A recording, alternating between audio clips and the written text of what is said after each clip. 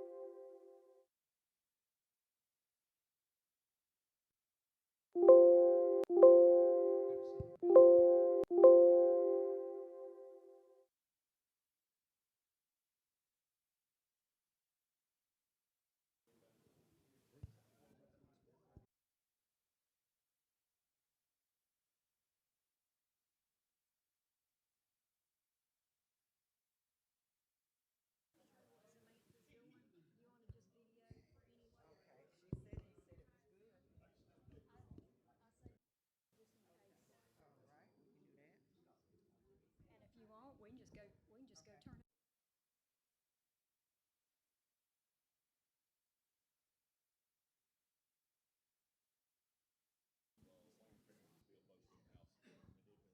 Keep us straight.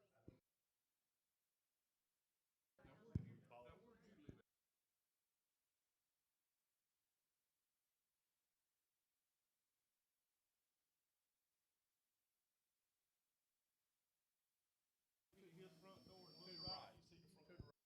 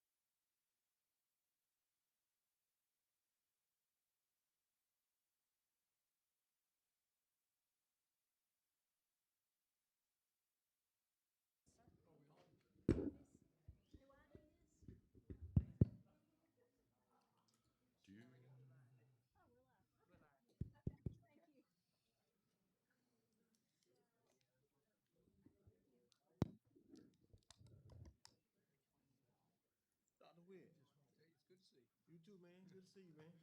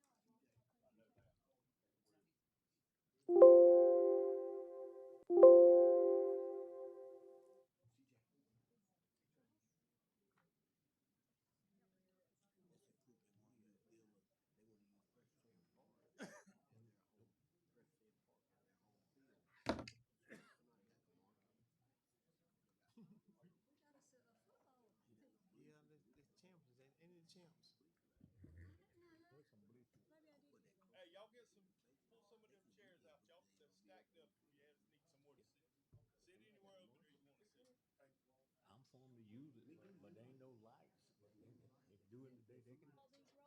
Pull these rollies out for them? Roll all them out. Cool. Cheers to the ladies. I wonder, we may have enough in. We might be, we don't have to. Clarence, how you doing? Oh, yeah, how's it going, man? Good to see you. Yes. Oh, no, man. You all right? How the wife? Everybody's good here. Yeah. Better not deserve on that one, that's for sure. All right.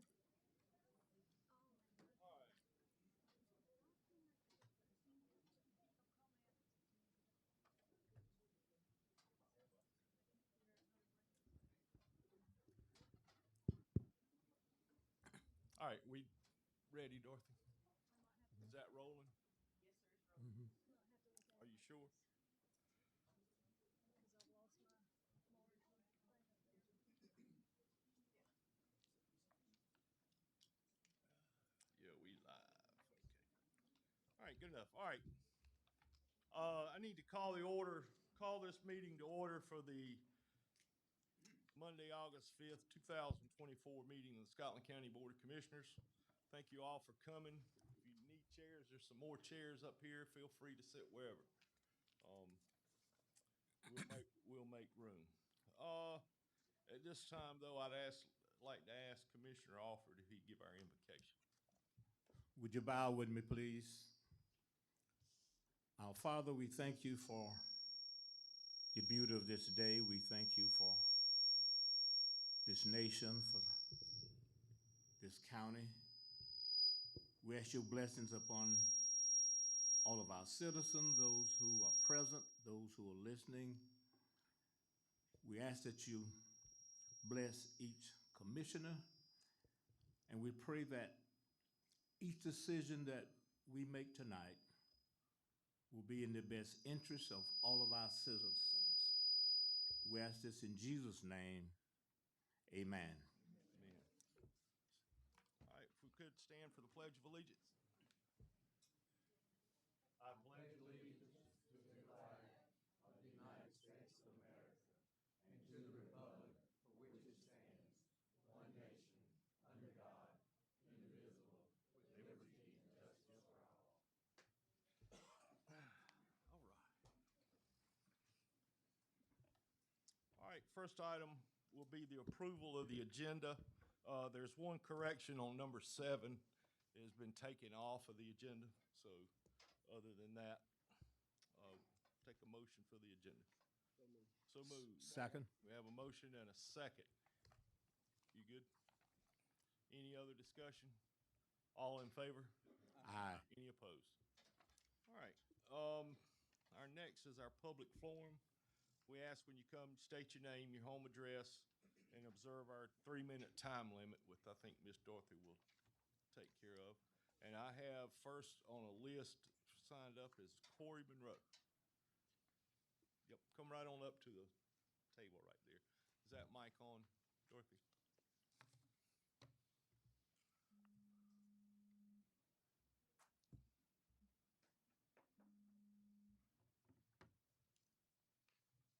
That's more so the people online can hear you than in the room.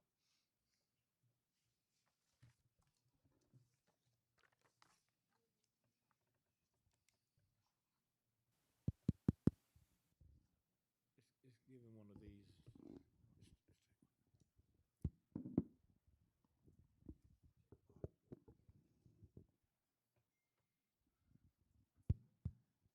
Go ahead and change it. Well, okay, go ahead. Just All right.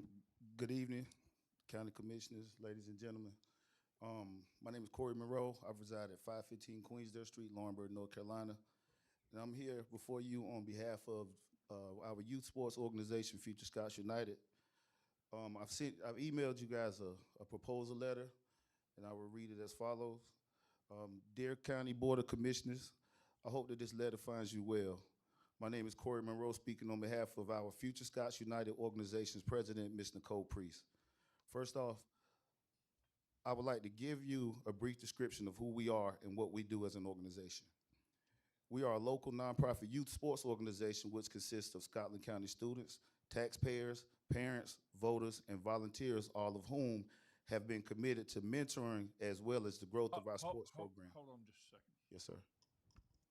Mr. Ivy, I'm getting a text that they can't hear online. Is that something? Okay. We're also recording this in case we need to upload it to YouTube tomorrow. Okay. Yeah, So- we're using that temporary camera because Right. that thing's not working. So we're trying to do this twofold, to work on the streaming, but we're also recording so people can always go back and watch it as Okay. well, if the streaming isn't playing out again. Yeah, something's messed up with the streaming part, so Okay. they were working on it earlier. All right, go ahead. I'm sorry. Thank you. Again, we are a local nonprofit youth sports organization which consists of Scotland County students, taxpaying parents, voters, and volunteers, all of whom have been committed to mentoring as well as the growth of our sports programs within Scotland County. Future Scots United was established in 2021 by John Priest, Nicole Priest, and Corey Monroe. Since its consumption, Future Scots United, also known as FSU, has been blessed enough to have a huge impact on our youth, whom the majority of are growing up in lower class households. Over the years, we have grown tremendously and are composed of a youth football coaching staff that has competed in a total of 6 North Carolina AAU state championships, while successfully bringing 3 North Carolina AAU state championships back to Scotland County. We have successfully contributed to the growth of hundreds of athletes as well as cheerleaders within the community, most of whom are currently participating on our Scotland High School junior varsity and varsity football teams. We are reaching out to you on behalf of our organization, as our goal is to establish a home field for these young athletes, the future Scots. For us, there is no better place to call home than where we began our very first workout in 2021, Presbyterian Park. We have noticed that the field is being underutilized, if at all, by the county, and we would like to change that. Collectively, across our 4 age groups, we currently have around or about 110 boys and girls ages 5 to 12 years old participating in football and cheer this upcoming fall. With your help, we feel that we can continue to make a difference in the lives of our youth, as well as generate revenue for the entire county. Having a designated home field, we will be eligible to host AAU events, including a typical fall schedule consisting of 3 to 4 home games, bringing other AAU organizations from across North Carolina, South Carolina, and Virginia to compete in such events. This location is ideal with restaurants and shopping being convenient for visitors, as well as our parents and guardians commuting to and from practices and games. Under the AAU umbrella, all registered youth participants, adult volunteers, and fields are covered under certificates of insurance. If we are granted this opportunity to call Presbyterian Park our home, we would also accept responsibility of facility maintenance and upkeep. On behalf of our Future Scots United family, we would like to thank each of you for your valued time by allowing us to this platform today, with the hopes that we can come to terms to explore this opportunity to see how can we best align our goals for the benefit of our youth and the community as a whole. As we say in our organization, on 3, fellas, 1, 2, 3. Thank you for your time. Again, my name is Corey Monroe, and we're looking forward to doing business with you guys. Thank you. Okay, stay right there. Stay right there. Yes, sir. So if we got questions. Yes, sir. My first question was talking about the insurance, but you've already answered. Yes, sir. If you're gonna do football out there, of course, lines, the lining the field, Yes, sir. there's a different name for it, I guess, but you know what I'm talking about. Alignment. Lining the field. Stands, or you gonna have stands, or you just gonna let people bring chairs, or, watching sideline? Whatever they prefer. If they have their we don't know about their disabilities or anything, so their physical. So if they need to have their own chair, then it'll be allowed. But we are looking to, like I said, keep up the field and provide all of our own equipment and things of that nature. So we will provide, if we will also be providing bleachers as well for seating. I don't think there is a bathroom facility that works out there. Correct me if I'm wrong. That's correct. Not right, Mike. There's not one. Okay, so that might be a. Do we own that land? I was gonna say, we also, Church owns that land, right? But we lease it. we lease it, so I'll really defer to our attorney. There's no, provision in that agreement that we can sublease that property, I but. think the church probably would have some input on whether this is Right. usable in this way, since they own it. And we are just lessees. Well, certainly pursue it. Right, we can have those conversations. Ma'am, Longborough Presbyterian Church owns that, and we lease it, so we would need to have our conversation with them as well understandable. about this, yeah. We're Yes, not ma'am. sure that we can let, so I'm not sure. I'm not sure how that, what would be option two? Or have you gone that far? No, sir. Whatever's available, to be honest with you, because we're just trying to do what we can to make sure these kids have a home. And that's what we're trying to do, but, I guess option two would be, I don't know. I guess we need to find out from the church what their stance would be on Look it. at the lease and see what. Yes. I.E. Johnson, all that field there, I.E. Johnson. But will you be playing games at night? No, sir. No, sir. We typically start at 9 a.m. We'll have 4 games. We'll typically have 4 games, but we might host 2 additional games. So we might have a total of 6 games each, lasting maybe an hour and a half. So we'll be done before nightfall. Well, see, that's what the county owns. And right now, we're in process of utilizing bus down the road. Yes, sir. That might be something that's available. I.E. Johnson. Also, That's a good point, but the only thing that give me with IEJ is that it holds water on the lower. Yes. And they talking about building those apartments out there. Yes. We've already obligated that land. Well, yeah, and Hold on. well, their agreement is that we couldn't do nothing with that. I don't think, but Yes, but I do, I like the idea of Presbyterian Park. We used to utilize JC Park, whether you believe it or not. Parks and Rec at one time before they moved to Legion Park, we played our rec games at JC Park. I mean, on the softball field, you can actually mark off 100 yards. Yes, sir. But when you think about Presbyterian, we play ball out there. You need to make sure it is 100-yard stretch where you can mark off a field. You have to make sure that there's somewhere to park. You do have, now you have the Honeycutt building, which is RCC, and they do have night classes. What about the option of Legion Park? It's already, it was set up for football. Yes, sir.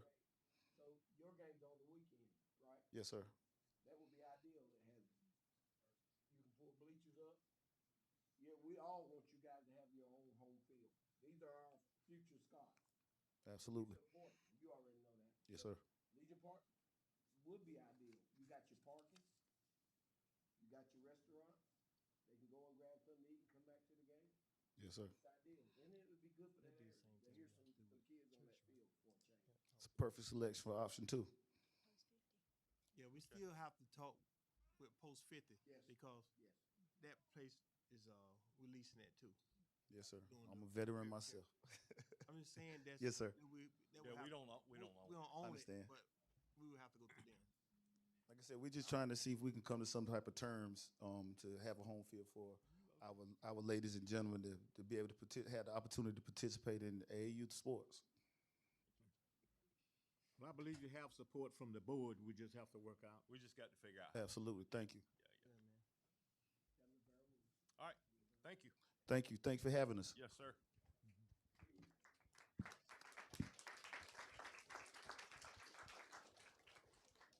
All right, next up on our public forum is Robert Lee.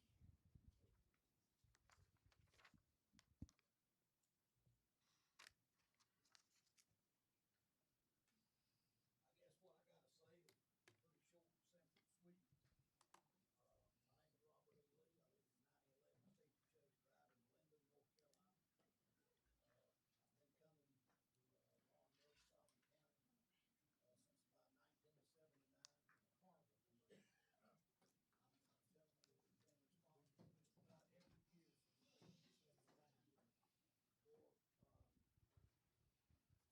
some type of carnival here in Scotland County. I have a proposal that I would like to present to the board. We're getting ready to create a nonprofit corporation. We're going to be seeking funds from the Gold Leaf Foundation, Z. Smith Reynolds Foundation, for the purpose of building a agricultural fair in Scotland County. We're just in the drawing stages right now of getting our nonprofit established. And I have extensive work in doing this. Actually, for a number of years, I ran the Cumberland County Fair for the Fayetteville Jaycees. We made tens of thousands of dollars for the community, for all type of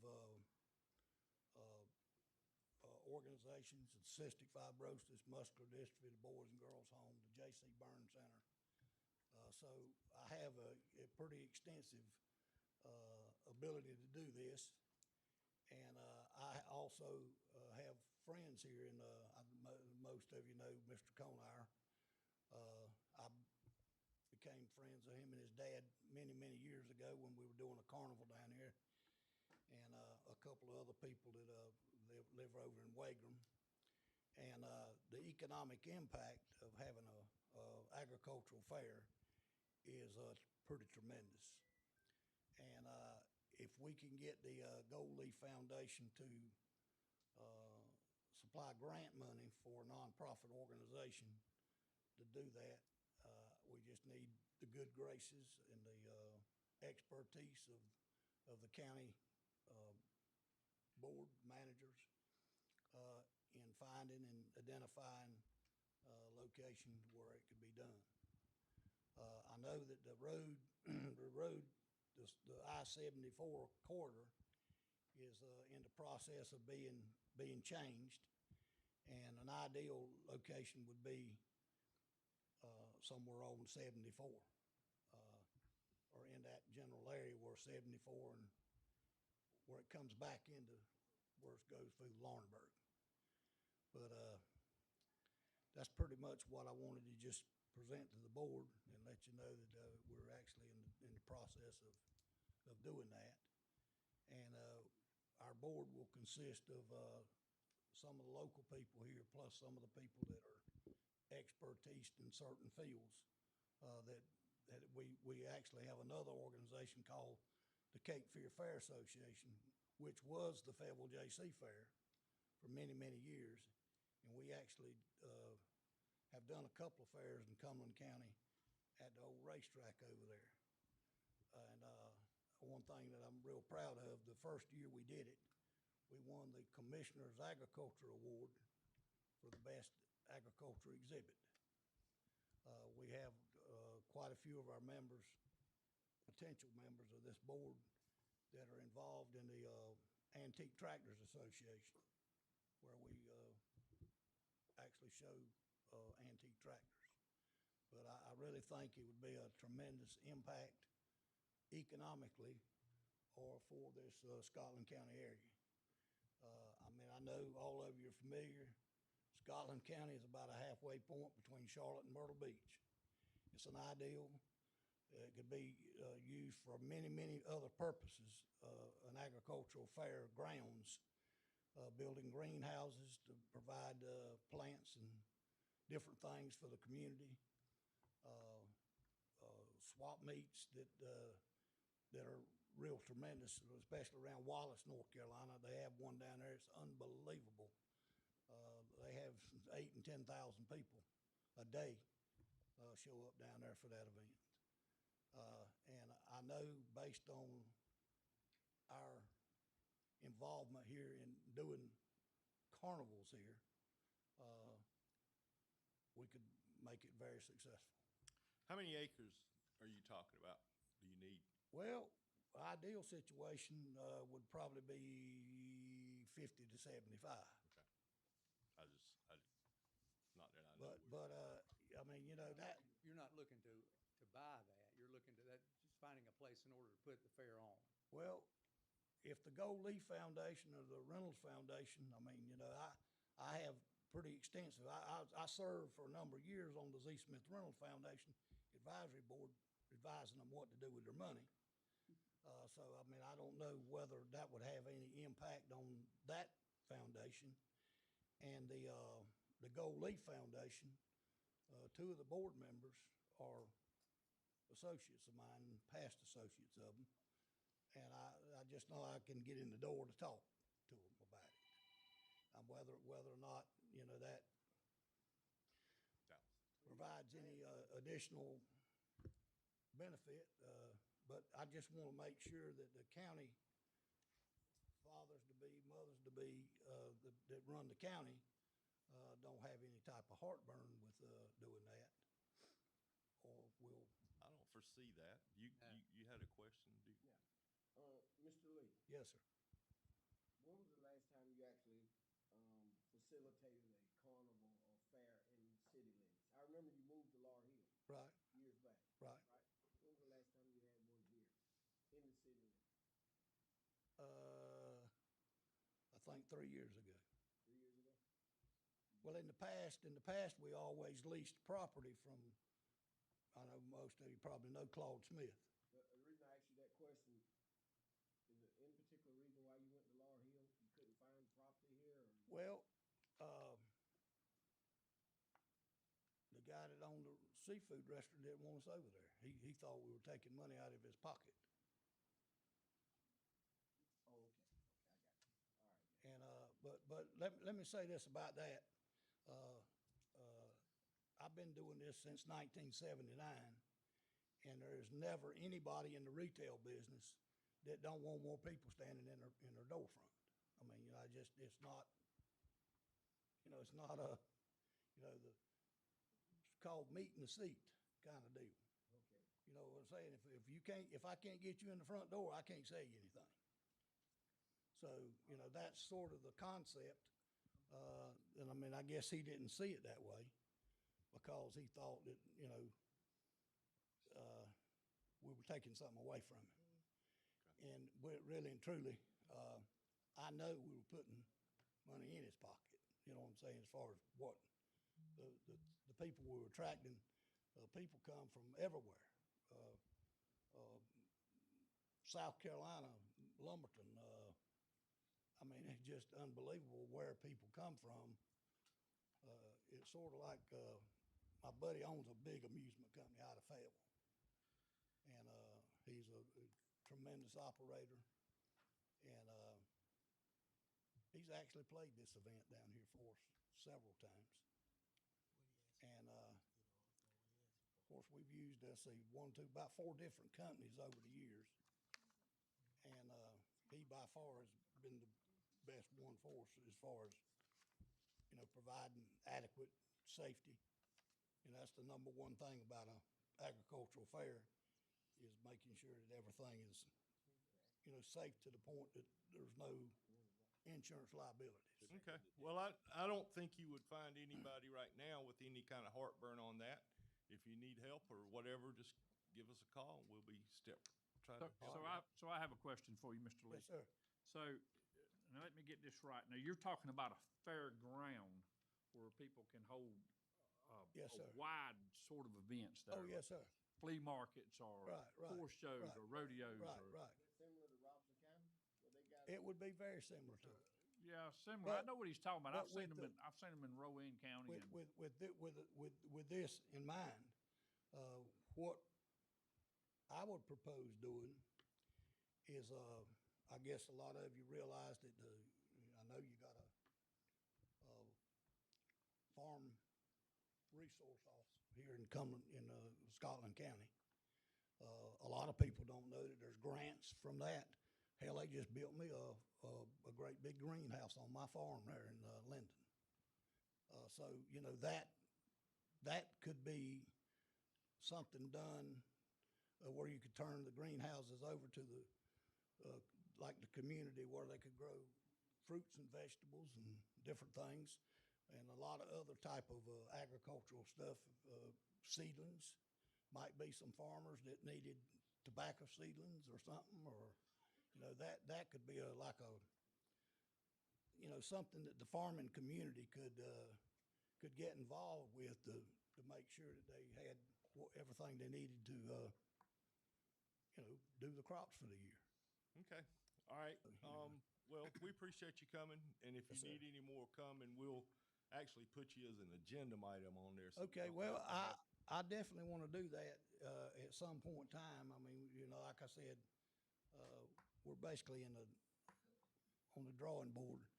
I need to make connections with the people that I know on actually, my next door neighbor was the principal attorney when the Gold Leaf Foundation was created. That we're all, I mean, there's hundreds of millions of dollars that the state has to give away to nonprofit organizations. And the Reynolds Foundation has quite a bit of money also. So they provide money for stuff like this. So Scotland County has benefited from some Golden Leaf funds in the past. yes, sir. Most of us have had some experience with agricultural fairs, either going back. Right. Some of us have been in this county for almost Yeah. as long as John Alford has. We used to have them We here. used to have them here all the Right. time. I don't think this group would be opposed to seeing a permanent site where things like that could come every year and other things added during the course of the rest Right. of the year. Great idea. All right. Thank you. Thank you, sir. Thank you for your We time. appreciate it. Thank you, Mr. Lee. All right, does anyone else want to speak for public forum? Seeing no one make a dash toward the podium, we'll move on to the next item, which is our consent agenda. You've had time to look that over. We have a motion to approve. Hold on a minute. Now, what's that reclassification on this consent agenda? That's a reclassification at the landfill to reclass a job down. We had during the staffing during the, the staffing survey, they recommended that we had an experienced person out there that their position should be classed up. That person is no longer with us, and we don't have a position that could fill that, having some type of supervisory duties or training duties. And so we're going to class it down. The pay will be less, and we can hire two equal status out there at the landfill to fill positions. Okay, thank you. All right, I'll make the motion. well, we have a motion. You second? Second. All right, we have a motion and a second. Any other discussion? All in favor? Aye. Any opposed? All right, next is Ms. McCray, the DSS Director, for our Child Support Awareness Month. Thank you. How are you?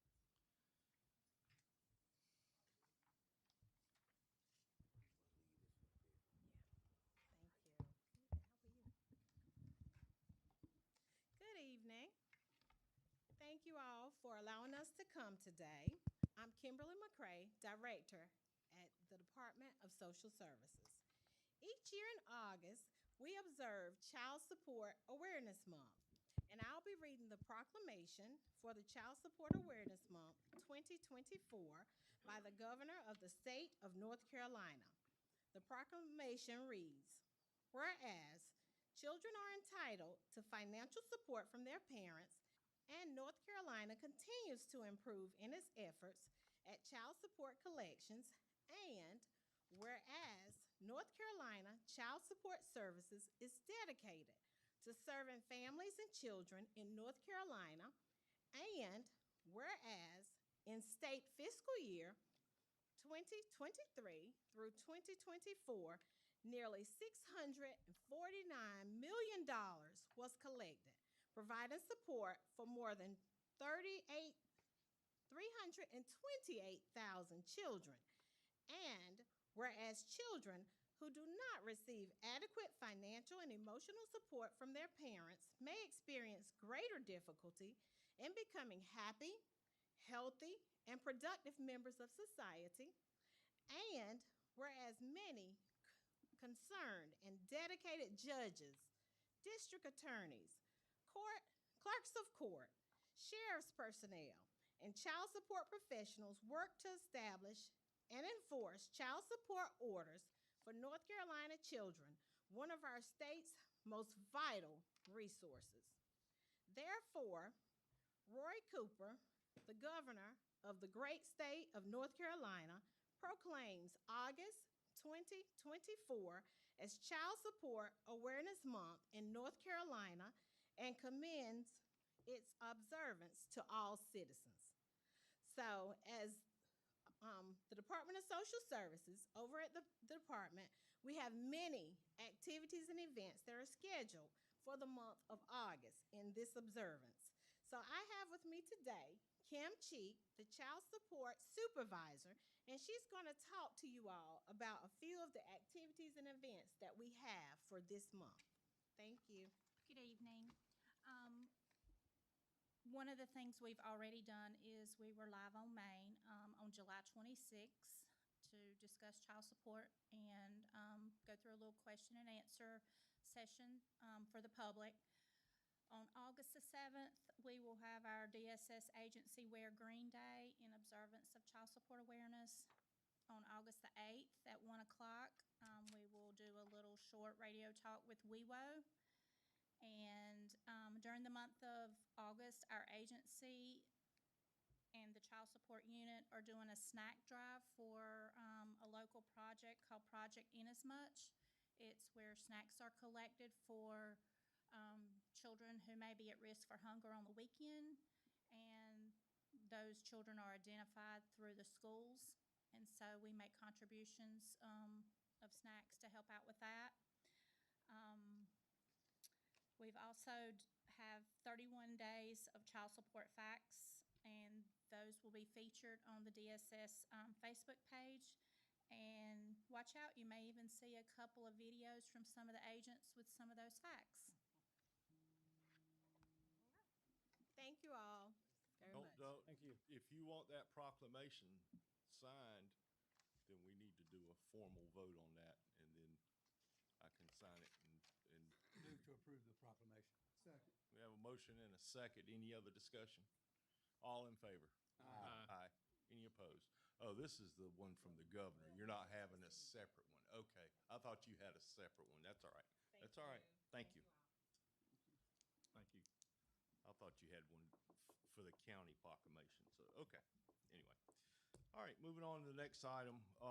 We have a scheduled, it's on our agenda as a public hearing. This is actually a quasi-judicial hearing for a special use permit for Dan and Elizabeth Cooley.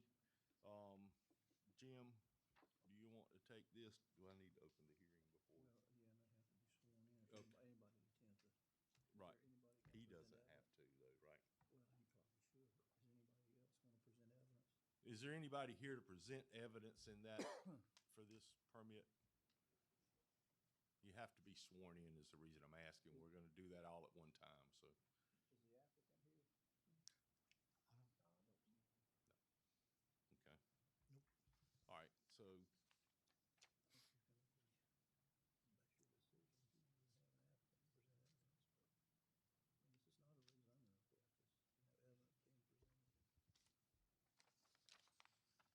and this is not a rezoning request, it's, evidence being presented. Were they informed of the meeting? I think there's a letter in the agenda to them Yep. stating about your meeting with them and this date as well. Yes. This is not a public hearing, this is a quasi-judicial hearing where evidence is normally would be presented, and although Mr. McMillan certainly has the ability to present evidence, I don't think the core evidence would be something he would have personal knowledge on, although he was at the zoning board meeting. I'll be glad to keep my mouth shut. well, I mean, that sounds to me like we're gonna have to get scheduled for maybe the next meeting and make sure they're here. If they want to present evidence. If they want to present evidence. Yeah, because this is a little different than the normal public hearing. So, so why don't we just put that till next month, and we'll have them have one of them. I don't know that they both need to attend, but Okay. all right. But don't go anywhere because we're going to move down to the next one. Now, this is a rezoning request for Encore, and we can move right into that one. Yes. I'm not exactly sure when this happened or how it happened, but there are two properties side by side on Airbase Road that have multiple zonings. And this happened at some point way in the past. This was discovered at a point in the process of getting this compost facility for North Carolina Organics Recycling. And basically what this is to bring the entire parcel into a single zone. And they have completed all the proper information, the request for the permit, paid their fees, and basically all this is doing is making the parcel as a single zone rather than multiple zones, which I have no idea how that ever happened to start with.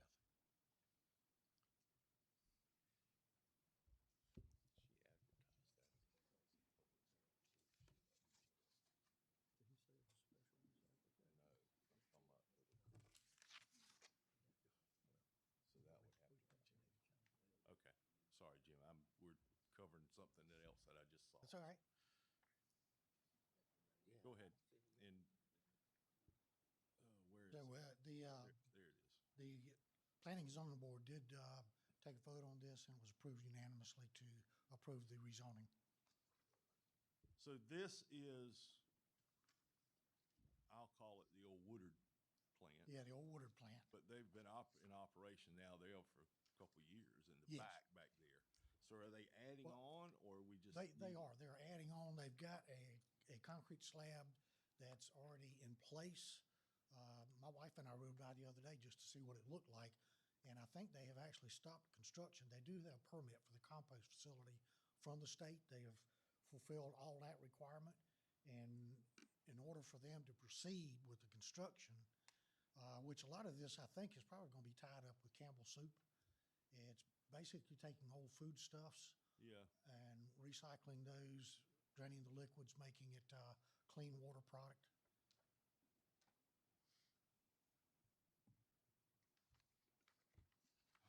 All right. Some reason I've got a different item here. You got Laurel Hill. Oh, this is in, okay, all right, never mind. It's out of order in the packet. That's why I'm looking at Laurel Hill one, yeah. Me too. Yeah, okay. So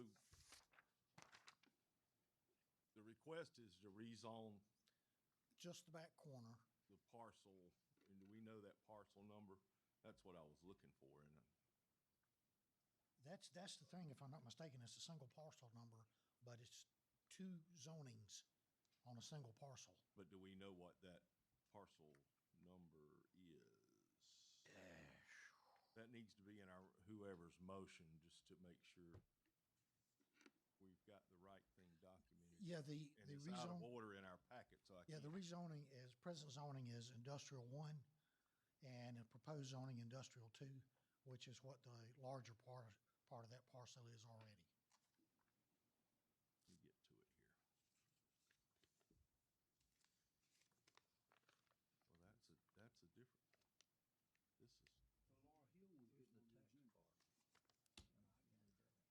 the name is on there. Okay. So we could do it by that parcel number, right? Yeah. So you want to change that parcel number from what into? I-2, I-1 to I-2. I-1 to I-2. Do you have So- a map of that? Yeah, I do now. Well, I was looking through here, but it's not in order on here, so, so we would need a motion. I'll make the motion. To rezone partial 010250 01025 from I-1 to I-2. I'll make the motion, Tim. Okay, we have that motion. Is that good, Ms. Dorothy? Do we have a second? I don't even see what we're looking for. I don't see that. I'm lost. I see Cooley and I see Laurel Hill. Me but I too. don't see this one. Encore's the last one. It's the very last one. It starts at, on our online, it starts at page, Number 7 on page. Okay, my apology. I did get that out of order. oh no, that's the Peels Chapel Road. I- I think it starts on, Yeah,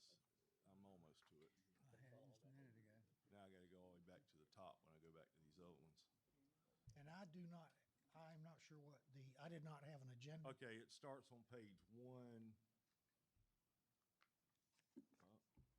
Page number went away. And mine did too. What in the devil? About page 106, 107. 106 is where it starts on our electronic version. Okay, I'm gonna be honest with you. I did not have an agenda, and I did not know what was gonna be brought It's up okay. tonight. It's all right. So, the Laurel Hill, that is for Peels Chapel Road, There's two in Yeah. there. Yeah, I see that. if I remember But correctly. wait, that hold on, was- because we're still on this encore, and we got a motion and a second on the Okay. floor. I just want to make sure everybody's good with that and where we're talking about. It's still the old Woodard plant. We're just moving the zoning. We're not zoning anything new. It's just that facility, That one piece. that one part. Yeah, Are we rezoning both parcels or just one of the parcels? it's all one parcel, but it had a separate piece of that parcel that was zoned differently than the other part. There's a That's little all. triangular corner We're in the right fixing it. back part of it that somehow is zoned differently than the majority of the parcel. And that somehow happened a number of years ago. And it's actually the same, the parcel with John's Manville is split right down the middle with two separate zones. It's that red dotted line that runs through the picture of the map. Is that what it's just that back corner? Who knows? So, yeah, who knows? All right, we have a motion and a second. Any other questions? All right, all in favor? Aye. Any opposed? All right, so we'll move, next one would be, let's go by what's in the packet in order. And That's the wrong one. You're starting after the Coolies? Be the one after the Coolies, which is, well.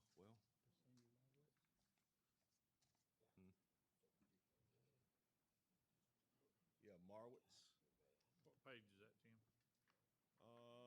49. Starts on 49. Rezoning property located 13021 Old Wire Road in Laurel Hill.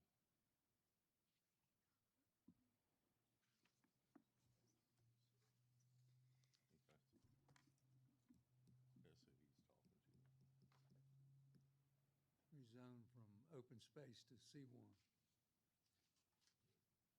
Rezone for a home, reconnect.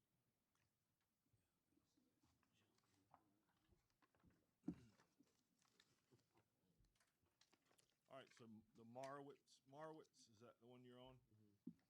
yes, Okay, this is a request from Decenia Marwitz to rezone a currently C1 or commercial property to residential agricultural. This is in order to be able, I think, to place a property there for her son. And strictly just have a house there instead of commercial.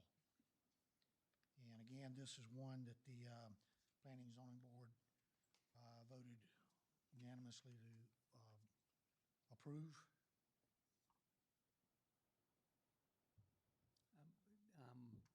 so When I'm looking at the application and it says property justification rezone for a home, rezone from OS to C1. Oh, that happened in 95, okay. Yes. So it's C1, okay, I got you. Yeah. C1 now going to RA. I see the map, the corner of Old Wire and Sneed's Grove, but I don't see the actual parcel in that map. Or it's not identified.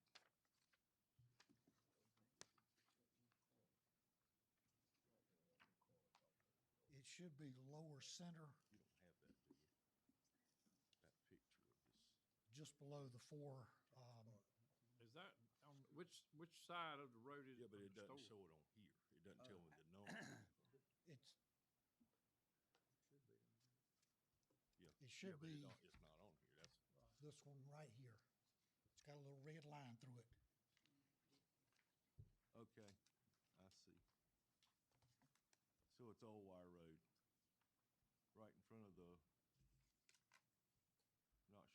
chicken houses those are, but. Okay.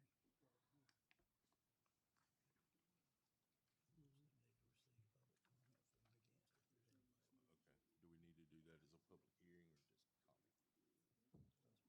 Okay. All right, so before we have any vote on this matter, we'd like to open it for public comment on for or against this project. Is anyone here to speak on that? Again, seeing no one dashing toward the microphone, we'll close that portion out and open it up for a motion. Move to approve. Okay. Dorothy, do you need any information in that as far as parcel number or? I have the packet. You got it all? Yes. You got it all for that, okay. So I have a motion and a second to move it from C1 to RA. Any other discussion? All in favor? Aye. Any opposed? Okay. Next is Willis. Yes, this is for Nikki Willis. It's property on Peels Chapel Road, requesting to have rezone. I don't have the paperwork in front of me, but this was from, From RA to R1. yes, for a duplex. And once again, all the requirements were met.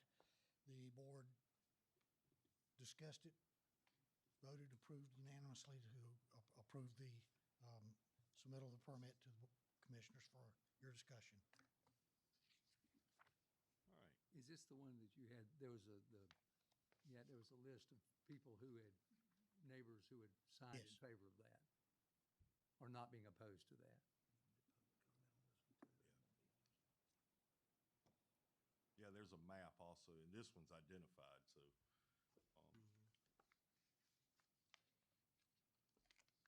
Need to, And they're doing a duplex there? Yes. Okay, again, before we take action on that, we'd like to open the floor for public comment for or against. If anyone's here to speak for or against it. Yes, sir. Come on up. To answer any questions that you might have, if you have any. Oh, okay, okay. All right, so this would be for the parcel listed for Willis, no, I don't, is it Nikki Willis, okay. We have a motion to rezone. move to approve. Second. All right, motion and a second. Any other discussion? All in favor? Aye. Any opposed? All right, I think that takes care of, I think just one more item. One more, I think. Got Lord, David and Denise Lee on Aberdeen I'm Highway. just gonna jump right over it, ain't I? Well, okay, I see. While I'm thinking about it and getting to that page, Brooke, you need to talk to the county attorney on that Cooley because it was advertised as a public hearing, and we may need to change that, the wording on that, correct? To quasi judicial. We may have to redo that, so. So I'm not sure we could have done it tonight anyway, right? Yeah, for the noticing right. Okay, now we're on the David and Denise Lee. This is property that RA. was a number of years ago zoned RA, if I'm not mistaken, and well, it came before the board some years ago to be classified commercial, and now that has been requested to go back to RA for residential use.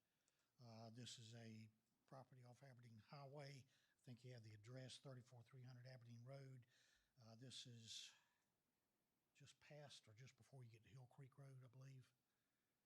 And Is this the one that we originally approved for the military training? no, I thought it was that one. Because Camp this Hall's was- right beside of it, so. see, who's the appraiser? I don't remember his name. Purvis. Hoyle Purvis Earl Purvis. had requested this 7, 8, 9 years ago to be approved for commercial. Okay, He has his appraisals listed up there, I think. Right. I just thought that was the same piece. But again, this came before planning and zoning. We had a vote approved unanimously to send it to the commissioners for your consideration. And that's going commercial back to residential. Yes. Okay. I'll make the motion. Oh, I'm sorry. We need a comments section too also. For or against? Anyone dashing for the microphone? Seeing none, we'll take your motion as originally given.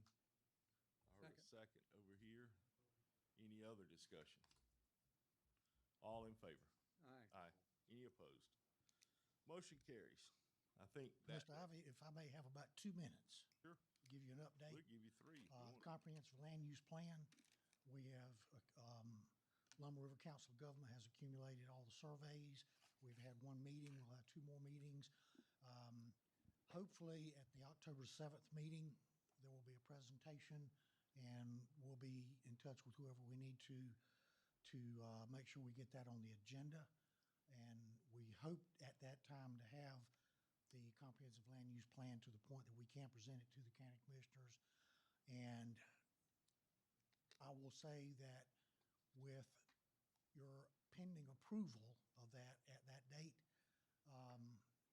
that will be my last official act, and I will be resigning as of that meeting. So I just want to let everyone know that that will be it for me. No, I'm sorry. I think our contract's another 10 years. So if we don't approve it, Let me put it this way. Yeah. I'm not going to be like some of the politicians that wait too long to get out of it. But I just Do we have a plan for that? Do you know who your replacement is? I will say that I would be comfortable with all. You don't have to name anybody. I know, with all but about 2. We've got 2 fairly new members that still don't have the ropes. I know 3 years ago, the commissioners did approve training for each one of the new board members. We have not yet implemented that. I would like to get the 2 new board members at least up to the School of Government to go through that. But that's something I would like to work on with Brooke and Thomas and you guys before October 7th. But I think any of the other 4 members could probably fall right in there and do a great job. Okay. We've got a great board. They ask great questions. They don't sit there and twiddle their thumbs. It's a great board right now. All right. Thank you, sir. Thank you, Jim. All right. Next item is a report on 4-H expanded food nutrition program.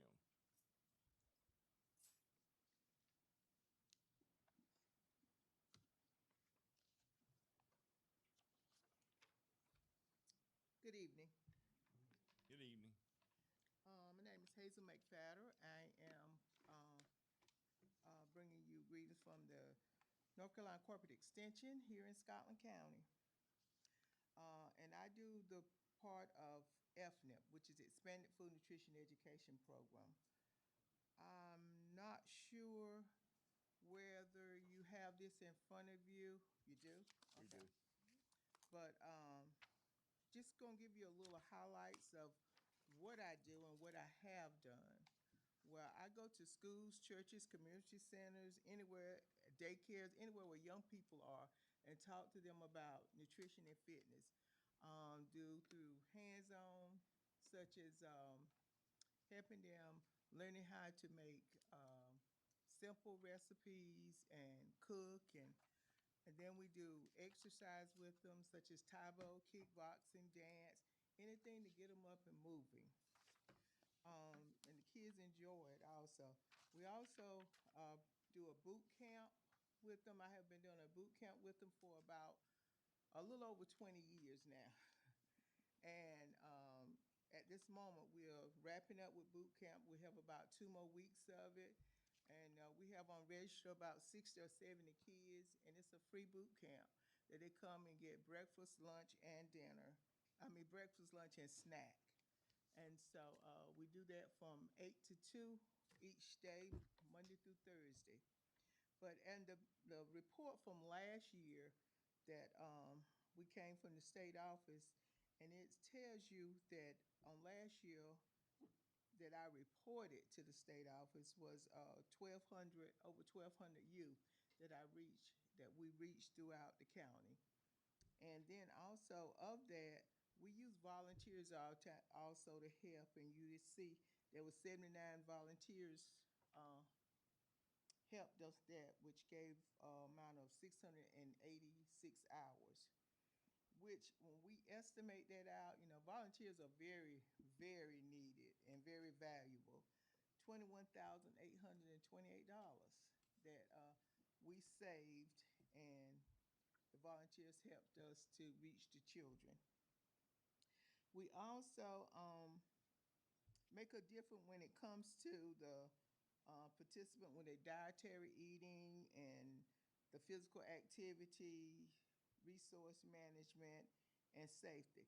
And in the back, you will see some couple of success stories that we did with the boot camp, and also with one of the classes I teach on hand washing. As you know, as everyone know, hand washing is so important to all the different diseases that go around. When we had COVID, that was one of the ones that we pushed. And so those are the ones that we pushed. And like I said, the boot camp, now the boot camp is a little bit different, I will tell you. We do a lot of things with cooking, physical activity, but then we also bring STEM in with that. We also bring different people throughout the community come in and help us. The fire department has came in. A lot of my coworkers with extension has came in and teach classes. We teach them the basics, some things that they can go out in life and they know how to do. But I have been with extension about 20 full-time, working about over 22 years. Part-time, with my part-time years about 25. And so I enjoy it. I love working with the kids, and I just love meeting new people and seeing the kids learn that if they start off early with their doing good nutrition and health, they won't need to look for different ways as they get older to monitor their health. That's it. Thank you. Any Okay. questions? Thank you. Hold on just a second. Yes, Commissioners, there's two reasons I asked Hazel to appear before you tonight. First reason, because I wanted her to come and give you an update on FNEP and give you an update of what we do with your funding that you give to us every year. The other reason I asked her to come before you tonight is that after 25 years of making snacks, leading nutrition classes, leading exercise classes, working in every single county in this school, just about every daycare, just about every church, Hazel has decided to call it a career at the end of this month. So I would like just to wanted her to come and give you an update of what she has done over her career. And we have something here for you. And I'll read it first. The plaque is presented to Hazel McFadder in recognition for 25 years of dedicated service to Scotland County and its citizens as the 4-H NEP educator, Extension Program Associate, presented this 5th day of August 2024.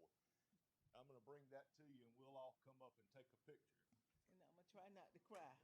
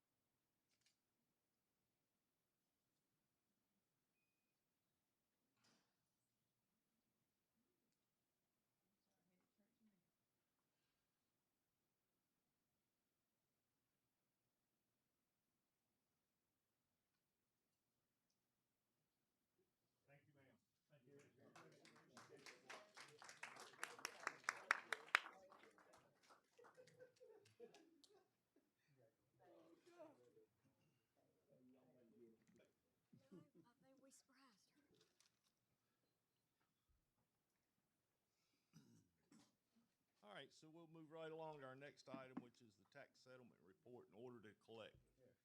Mickey, oh, there she is. Good evening, Commissioners, County Manager, Attorney Johnson, and everyone else in attendance. My name is Mickey Butler. I'm Tax Administrator here in Scotland County, and I'm just here tonight to present the annual settlement for fiscal year 2024 and for the order of for collection for fiscal year 2025. The annual settlement for fiscal year 2024, we had a net levy of $24,542,450. The total collected for fiscal year 2024 is $23,589,488. The uncollected for 2024 was $952,962, giving us a collection rate of 96.52. And our outstanding accounts receivable balance is $1,906,840.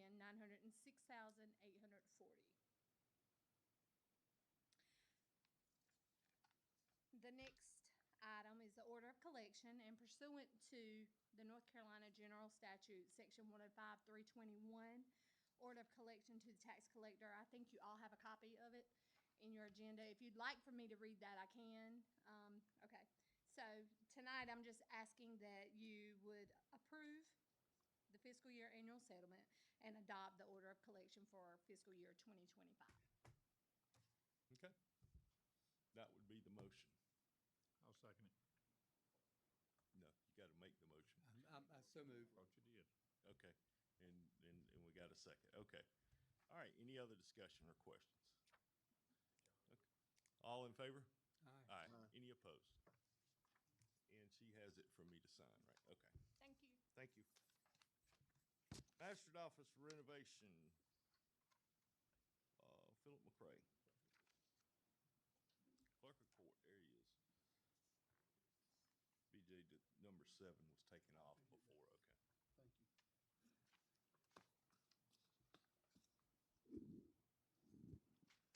Good evening. My name is Philip McCray. I am your elected clerk of Superior Court. My address is 212 Big Street in Laurinburg, North Carolina. I guess we all know that there is a law, and I'm sure Mr. Johnston could find it in the book quicker than I could, that says that the county is required to provide adequate courthouse facilities, and the senior resident Superior Court judge gets to define what adequate means. And I'd like to say that, speaking for the courthouse community, we are grateful for all the things that the county has done to give us a safe and comfortable place to work. The bailiffs that y'all appropriated not long ago, and some of the improvements, for example, in the district attorney's office and the courtrooms have greatly enhanced the ability to get our work done with not having to remove some of the element of risk involved with the type of business that we're in. Folks aren't always happy down at the courthouse, and sometimes they're beyond not happy, and we have to deal with that, and you never know when you're going to get hit by a meteorite, so to speak. So I don't want to sound like we're being ungrateful, because we are, for everything you've done. Looking around the courthouse, one of our most immediate problems that has become visible is the magistrate's office. Under our current circumstances, it used to be that the dispatchers from the sheriff's office and a lot of sheriff's deputies and detectives were right across the hall from the magistrate's office, and there was always a degree of safety that went along with being at the magistrate's office, particularly in the evenings, at night, and over the weekends. But once the dispatch office was moved here to this facility, basically the magistrates on duty, we've got 5 of them, somebody's available 24 hours a day, 7 days a week. they're isolated. And we tried to make do with what we've got. Obviously, we could probably spend all the money in Fort Knox to make things better, but I guess the approach you have to take is you have to do the best you can with what you've got, and I hope you've covered your bases and take a leap of faith that you've done enough. But under the current circumstances, the magistrate is isolated. They're sitting by themselves in one corner of a big building. There's no one within that could get there quickly to help them in the event of someone coming in that's going to cause harm. And it happens pretty frequently. You know, the jail is in another part of the facility, but they're probably over 100 feet away, and there's walls between the magistrate's office and the jail. They're behind protective glass themselves, and they're sort of isolated in and of themselves, but there's numerous ones of them. When you've got folks that are incarcerated, you have to have people there, but they're not in a posture to be able to help a magistrate in the event of an emergency. So this subject has been one that has been gone over for a long time. And when I say we, the magistrates themselves, the sheriff, the courthouse personnel, our judges have all approached this situation trying to come up with a solution on how we can improve the safety of the magistrate. The way things are now, the magistrate has a camera where they can see people coming up to the door, and they can make a decision whether to let them in or not by pushing a button. But once they're in, this person they just let in is right on top of them. Wouldn't take them 15 seconds to go from the door to the magistrate. And if they're mad because the magistrate locked up one of their kin people, or they've, one of the things magistrate does is involuntary commitment, where someone's dangerous. Someone dangerous comes to them and they're mad because of something they did, or they're not in their right mind. You know, there is a lot of uproar that goes around the magistrate's office. And the way things are now, it is felt that at some point we may encounter a bad situation where someone gets hurt. Now obviously, if there's an officer with them, that helps things. But looking at the situation and trying to evaluate it, and this has been going on for several years, there's been three approaches that seem obvious. The first approach is, let's take what we've got now and try to make it better. Second approach is, let's move in somewhere else in the building. And then the third approach would be, let's move somewhere off the premises. Let's go across the street and build something. And it sort of puts you in a pickle on, if you knew what was going to happen, you'd know what to do. But looking at it from the ones who are involved's perspective, there is some potential that the commissioners might end up building a new courthouse or maybe building an annex, and it's possible that any improvements that we make now might end up being abandoned in the future. And it's felt like if we just make what we've got now better, it would be less expensive than spending a couple of $100,000 moving to a different part of the courthouse, because you're having to move walls and wiring and air conditioning and doors and things of that nature. Or if you built something off-site and you ended up deciding you really didn't need it when you made a big capital improvement, it's going to look very wasteful. And the most recent approach to this situation, Commissioner Frazell approached me, asked me to go by and talk to some of the magistrates with him, and he took a look at it himself, and it was felt that the first approach was going to be the best approach if sooner or later what we did wouldn't necessarily be something that was functional or useful. So we actually went up and met with Judge Futrell, who is currently our senior resident Superior Court judge, who makes the decision on what is adequate and what isn't. And he went along with the proposal that maybe we ought to try to improve what we've got. Now, so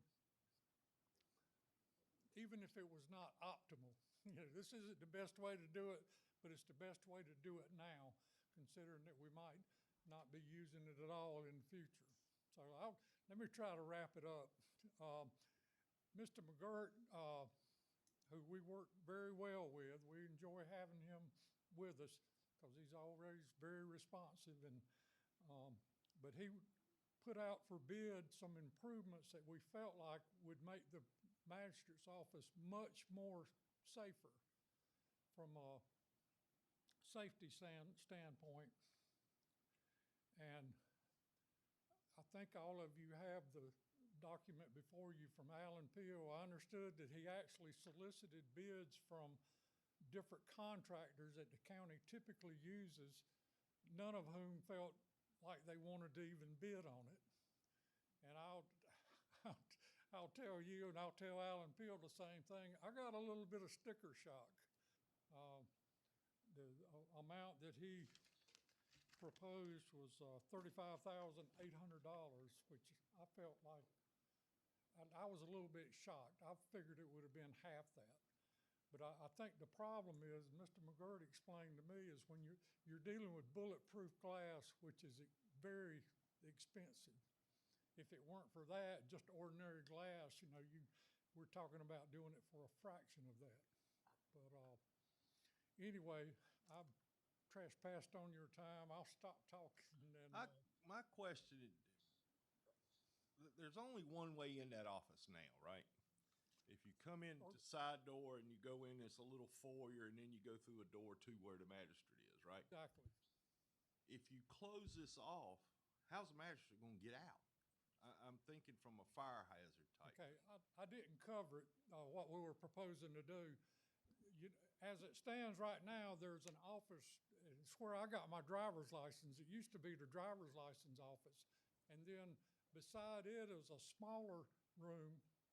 I guess it must have been a bathroom at one point, or intoxilizer room. Anyway, the proposal is to the passageway between the two rooms, turning that into like a teller window.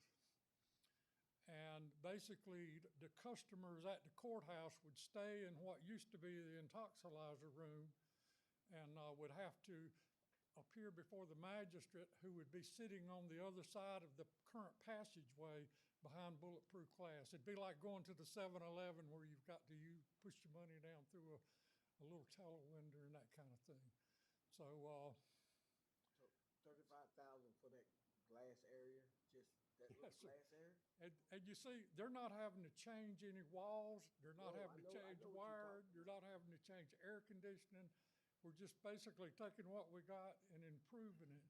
And like I said, I got sticker shock myself. Well, they're also putting, by reading this, that exterior window is going to be replaced with bulletproof glass. Oh, you're talking about behind the magistrate? Yeah. Yeah, there was concern that someone on the street could actually fire a weapon into the courthouse from behind them. And they felt like some kind of, like a piece of steel plate or something would be appropriate to prevent that. Now, we have this budgeted, right? I thought we Let's budgeted. ask Bea. We always budget funding for the courthouse, but they're usually for specific projects. So for this particular project, we've got 25,000 budget. So we have 25 budgeted I knew there was for this. something that was budgeted. Did we get other bids? We asked for other bids, but as Mr. McCray said and Mr. McGirt told me before, we couldn't find anybody that wanted to bid on it.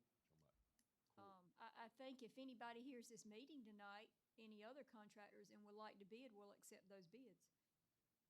Mr. McCray, in the proposal, they said granite tops. Why would they need granite tops? Commissioner, I didn't hear you. He said granite. In the proposal, you got granite countertops. Why would you need That- granite countertops? That is something I didn't understand. Maybe Mr. McGirt. McGirt, would what's know. going on, man? It sounds like a luxury to me. Granite tops has Come nothing on. to do with safety. buy granite countertops cheaper, you can buy the hard surface Corian countertops.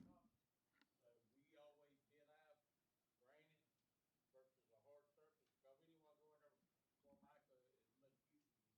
Yeah, It but- wouldn't last. So we would quote both, Corian or that size hard surface versus a granite.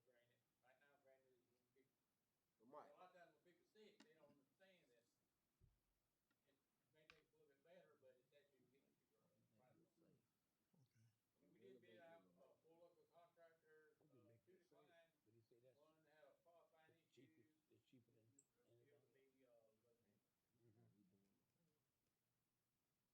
Okay. so we talking about renovating it or making it safe? some of both.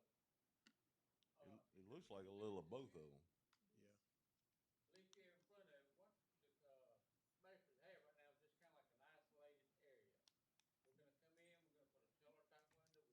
Come up, come up. I can't hardly hear you back there. What we're proposing to do is to take the area they have and make it secure by, first of all, securing the exterior glass window. They're gonna change it out. Secondly, we're gonna put in a new teller-type window that's bulletproof to create the master space. And we're gonna have to do some demo work to what they've got right now and just kind of reconfigure it a little bit. Putting a new desk in, new drawers, and just basically freshening up that area a little bit. So we're gonna have to demo the platform they have right now and make that a usable space so that they've got a place that's kind of like their lounge area when they're not working, because they are there, all night long. Is our neighboring counties compatible? Sir? Is our neighboring counties compatible to what we're trying to propose now? Like Holt County, Richmond County, are they matched office compatible to what we're trying to do? No, actually, they have a lot nicer facility. We're just trying to take and utilize what space we have available. Okay. What is the magistrate gonna do while this is going on? Where are you gonna put him or her at? Well, we had some other, work going on, and we actually moved to courtroom number 3 for about a week, and just improvised there. There's a plan though to somewhere to put them for during that time. Mr. Chairman, I move that we approve the expenditure of $35,800 for the renovation to the magistrate's office. I'll second it. Okay, we have a motion and a second. Any other discussion or questions? All right, all in favor? Aye. Any opposed? Thank you both. Thank you very much. Mr. Chair, where would we take that 10,000 extra from? From Commissioner Gibson's stipend. Thank you, Judge. It'll have to come out of fund balance. So we're not accepting more bids. Thank you, Mr. McCray. Yes, that's it. Okay. All right, next item is the EMS building proposal. Robert? Good question. Where do the facility fees go? Do they go to the schools, or or is those available for this expenditure? He just left. I'm asking more. I have Beth, no clue. Beth, facility fees, are they available for expenditure for the renovation? So there's usually more, that's budgeted in there as far as in the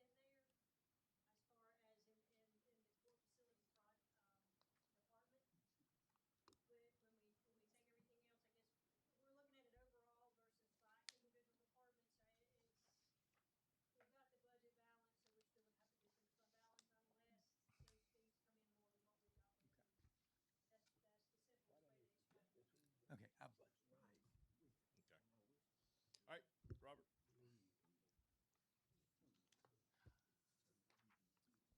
Board. Mr. Chairman, County Commissioners, thank you so much. I'm not going to take much of your time. Wanted to just give you a brief update on where we are as far as our EMS, new EMS headquarters proposal, project rather. And also we'll be asking you for a vote as we get ready to move forward with our RFQ. As you know, this started back about 2 years, a year and a half ago, where we applied for two different groups of money. One was a request to the state of North Carolina for funding to build a new EMS headquarters. And we also applied for a brick grant, which was a federal brick grant. Unfortunately, we thought that we were in pretty good shape on the brick grant, but at the end of the day, we ended up not meeting all of the minimal qualifications for it. So, so we ended up not being able to move forward with that funding. Our project was at the end not selected. But fortunately, we still had a second option, and that second option was the funding from the state. And I think that it sounds like after today that the state is very close to going ahead and issuing us the money that's been allocated to us for this project. So we're very excited about that. How much? $6.5 million. Okay, that's what I thought. So, so we're very excited about that. It looks like that money is well on its way. So one of the things that we have to do is we are ready to move forward with an RFQ, okay, for an engineering to come out and do site work. That's going to tell us a lot as far as what we can do, where we can do it, and things of that nature. So what you see on the screen here that you can take a look at is the site, which is the location here at the county complex. I feel that this is the best location for us to look at building our new headquarters. Whereas we are as centrally located as we can be in the county as far as quick response. And that's always my priority, is being able to get anywhere in the county that we need to go. Being at this location gives us access to any point in the county. Very easy. So I want to ask this board for approval for us to move forward with this location, which I'm calling the county complex, if you will. Allowing us to go ahead and move forward with this property, with this location, as we move forward with our RFQ to see about this being our location to build our new headquarters. Unless you have any questions, that's it. And so you're talking about that empty area between here and the road? Well, or somewhere in that, somewhere some version on the property, because really, truly, we got to depend on the engineers to be able to tell us where we can on the compound, if you will. It's going to be a new standalone building. That is correct. And won't require the current building they can continue using until. That is our that hopes. Yeah, those are the hopes, that we'll be able to remain in our current building until the new facility is built. That is correct. What are you going to cut back on the original plans as the brick grant didn't come through? Well, I don't know that at this point we don't know what we're going to have to cut back on, because we've got to go through the process to know what we can do. I got you. And to know if the funding that we have is going to allow us to do what we're going to do. Right. So unfortunately, I won't be able to answer that question right now. Okay. Good luck, Rob. Do you need a formal resolution before you expend any of these funds in order to be sure they're reimbursable? In other words, that the county doesn't have to pay them and not be reimbursed? I do not know that answer, Beth or Ms. April. Or they just we've already signed the agreement with the state, and the state's already signed off that the funding is secure, and we will probably see that funding show up next week. Go ahead and send us the money. And I don't think we've ever been requested a resolution for these type of legislative funds before. That's only, I know this true with some bond funds and grants and other things. Okay. May not be applicable to this. Okay. Anything, do you need? So really, truly, what I need from you tonight is just a motion and approval for us to be able to move forward with the site out here. All right, so we have a motion for that and a second. Any other discussion? All right, all in favor? Aye. Any opposed? We'll also get the RFQ posted up on the county website. Mhm. And so, engineering firms can see those, and then we can send them to engineering firms we know that do this work. Okay, All right, thank y'all. thank you, sir. Ms. Tyson, could you check the live? I've got a few checks, and they can't hear us well, and at the present, it has frozen. The video is frozen. You came in after I announced that we are videoing this as well, so we have a backup if we need to post that, as well. We're having an issue with streaming, we have found, and we've been working on that for a few days, so we brought our camera. Thank you. It is definitely frozen. Yeah. Well, while we're on that little topic, we spent a fortune on this thing. It's not And- the video system. It's something, we think it's something about the internet and the streaming. And so that's what we've been working on for days now, getting the streaming going. Because when we started, it's streaming now, but then the sound wouldn't come in. So this is not something we're not working on. We're working on it, been working on it for days. No, I know that. But let's get somebody here that knows what they're doing with it and can fix it. Is that not gonna be under BC3's contract? Well, that was who was working on it earlier. Right. But this When I- may be out of their range with what this equipment is. So whoever put that in may be the one that needs to come back and look and figure out what the problem is or whatever it is. Because it seemed to change when our internet changed. So something changed in there. I don't know what it is. But anyway, I don't want to get off on that. All right, next item is our strategic plan, fiscal year 25. Okay, strategic plan, I'm not sure. Well, I believe in strategic plans and that our county should have one. I believe each department should always be working towards a goal that either helps them internally with efficiencies or maybe cost savings, or is doing something positive for our citizens as well. And so this is, I charged the department heads about a month ago with thinking of just one goal for the upcoming fiscal year to put into a county-wide strategic plan. This is a plan just for a year, so these are goals that they think they can work on within 1 year. And so as the year progresses, you'll get updates on each goal and how they're doing with those. And they're a wide range from working on retention to, like I said, working on maybe cost efficiencies, working on cross-training staff in different areas.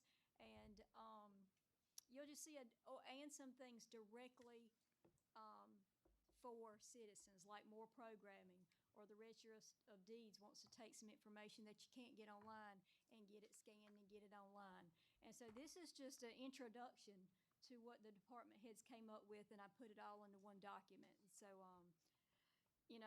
take this, look at this, give suggestions on this, question this. You'll see it again. I'm thinking about once a quarter, I bring this back with updates for you. And again, this is pretty specific.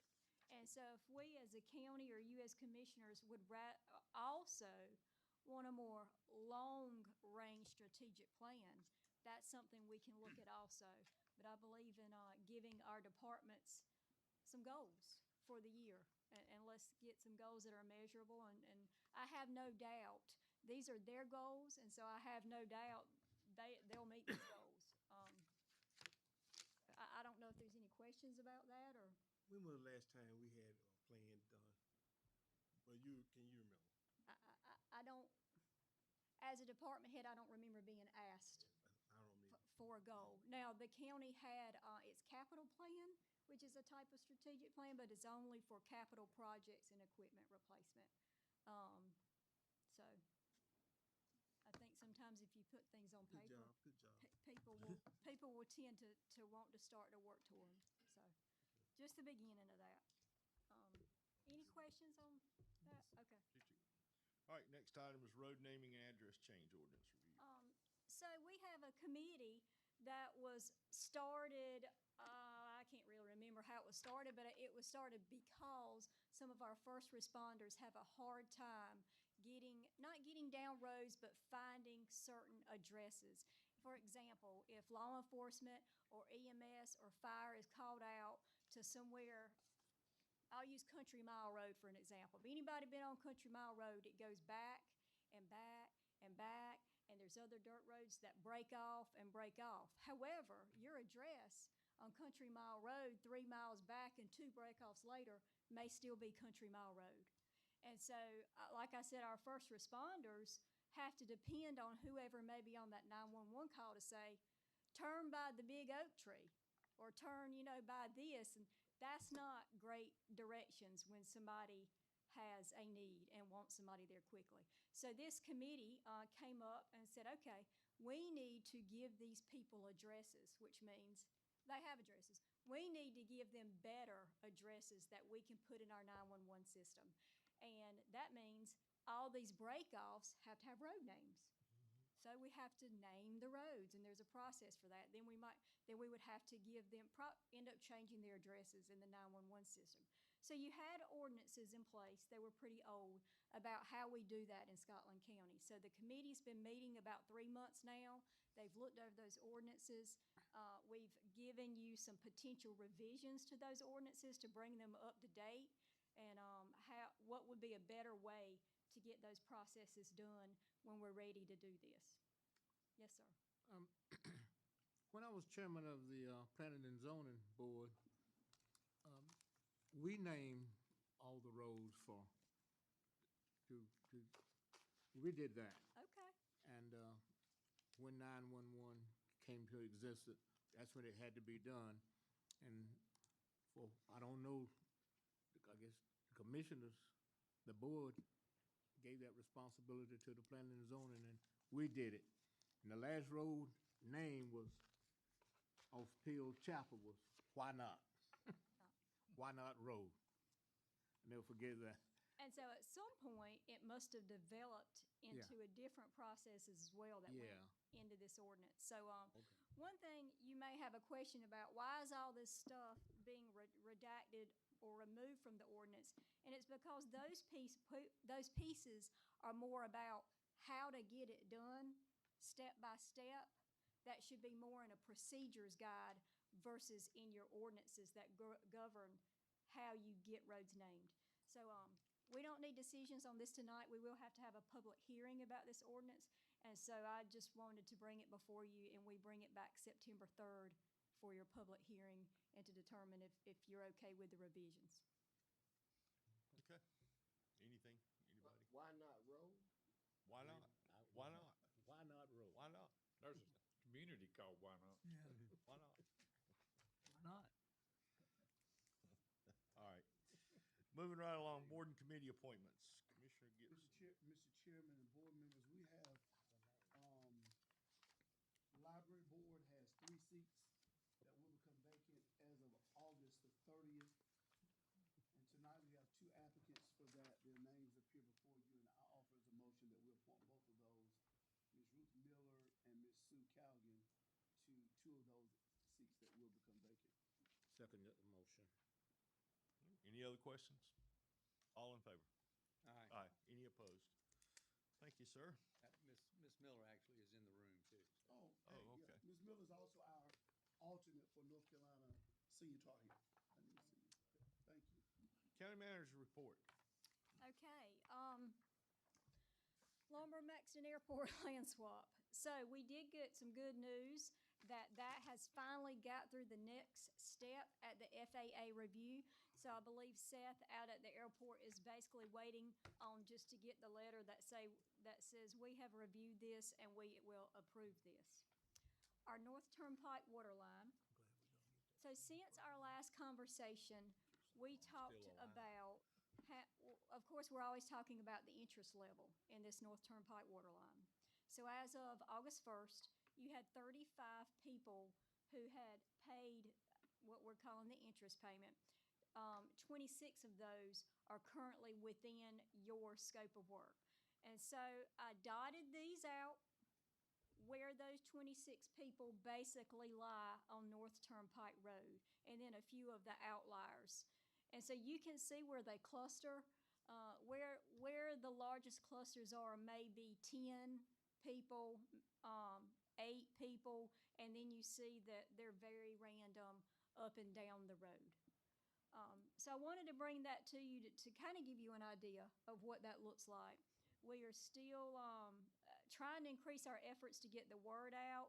Ms. Tyson mailed a letter to every single resident on that road again. We have people actually in the community putting up signs saying, hey, call the county office for water. So we're okay with that. All the information on it's correct. We are still going out at least once a month to the church out there, and we will also be doing an after-hours event in Wagram in case anybody works and needs to come after hours to do that deposit for us. So this is where you lie right now. Of course, the engineers are still moving forward with plans. I would defer to any discussion you ought to have or anything else you would like me to do in way of this. Yeah, for just a second here. You know, the decision here is we got 26 folks that are within what we've already approved. Okay, are we going to do this line for 26? And we know there's going to be more than that, but are we going to do it? My question revolves this, and Beth may have to answer this question, is, you know, most of that money was dedicated from COVID money, art money, which has to be allocated by the end of September and spent by December. Is that right? Right, to have everything obligated by December, and we have to have it spent by December of 26. So we got a little more time. I thought it was this September. Okay, all right. Well, so I didn't want to come up on that deadline and then we've committed it and, okay. Tim. But by December, we have to, okay. By December of 24, it has to be obligated and then spent by December of 26. Yes, I believe it's 26. Let me double check the year, but I believe it is. But right now, it's obligated. But we don't have a deadline of September. I thought it was September that we had to obligate it by, so. I was just thinking we were coming up on a time real quick here. We're either gonna use it for that or do something. Even December, we're coming up on that time. We're still coming up on December too, but, we just need the folks up there to, if you want it, we need to know. And, you know, that's a lot of money, but we're willing to spend it. But we wanna get to benefit a lot of people up there too, so. All right, I'm sorry. I had to get that out of the way.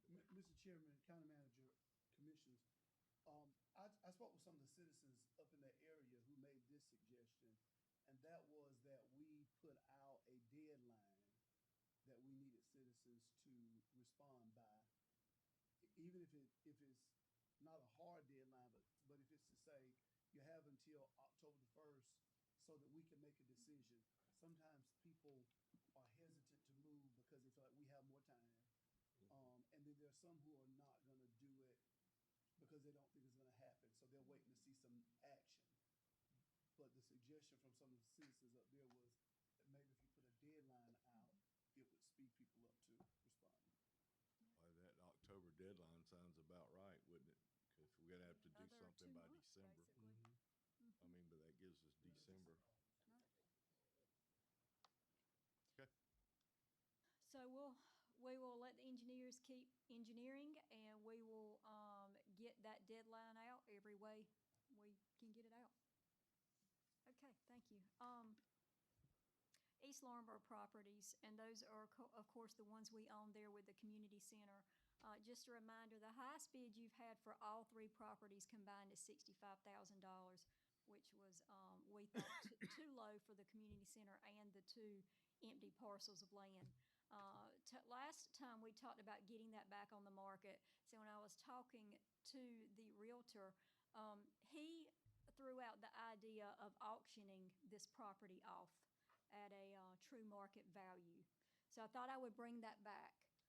You know, we had it listed for a few months, at least 2 or 3 months, and didn't get a lot of interest. We've had one person that's been interested as of late, but has not submitted a bid to the county or even talked about numbers with the county. So I was going to get your thoughts on it if you want to go down an auction or you want to just hold your property, or if you want to just put it back up like a listing, a regular listing. And just what is, when you say, you may or may not know the answer to this, April, we have the option to auction the property using a true market value. That means we just auction it and whatever it sells for is its true market value? No, I think I think the auction company decides a true market value, and then that's what you're going to get at minimum for it. Well, you can put a no sale price on Okay, auction. you can put a limit on, you're not willing to take it below that Right. market value. But how much is that gonna cost us? Let's say we say we're not gonna take less than 85 and we get a $70,000 and we don't. Well, it's do it. different. We still I mean, gotta pay the auction company. Yeah, you still gotta pay the auction company, but it's different. I mean, You just reserve the right not to accept a bid. Can't you just do that? yeah, well, that's your, you know, your no sale. Yeah. You gotta put a no, when you put a no sale price on auction, that's your no sale price. But you'd still have to pay that auction something. Still got to for pay the handling auction it. for the Right. fee regardless. And if you do that, if you do it the market value sale, are you doing each piece of property separately? We listed them Absolutely. separately. You get more money out of selling it separately. But then we get somebody who buys the one vacant lot and the other two don't get the market value, so you sold the lot in the middle because it reached the market value.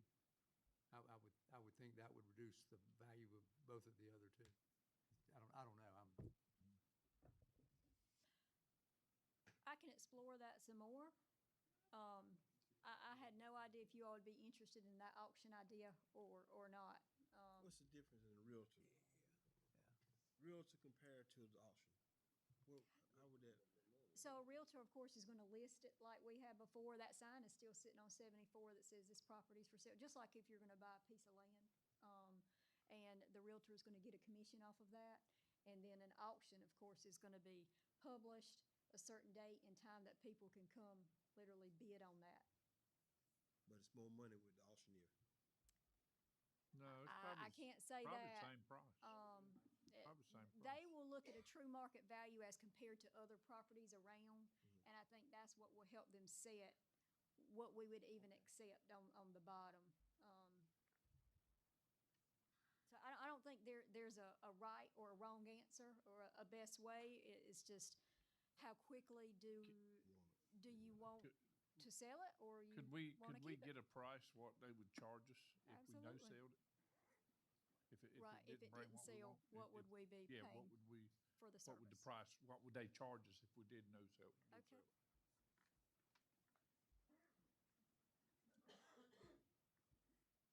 All right, I'll bring that information back. My experience with auctions, they always bring more than what you can buy it brand new. Okay. Oh, I'm still going. Last month, I talked about SCAP a little bit and that their request for some office space. I tried to do a little research with that, get some expert opinions on that. One thing I was asked to do was speak to our insurance company, of course, because anybody that's not a Scotland County employee coming into the building is going to be an added liability for Scotland County. And so basically what the attorney of our insurance company said, we really need to give consideration to the liability involved, the cost of their insurance that they're going to have for that they keep the insurance up. Do we even have the space for that? And any kind of precedent that would set. The attorney has some reservations, but did not say that it could not be done.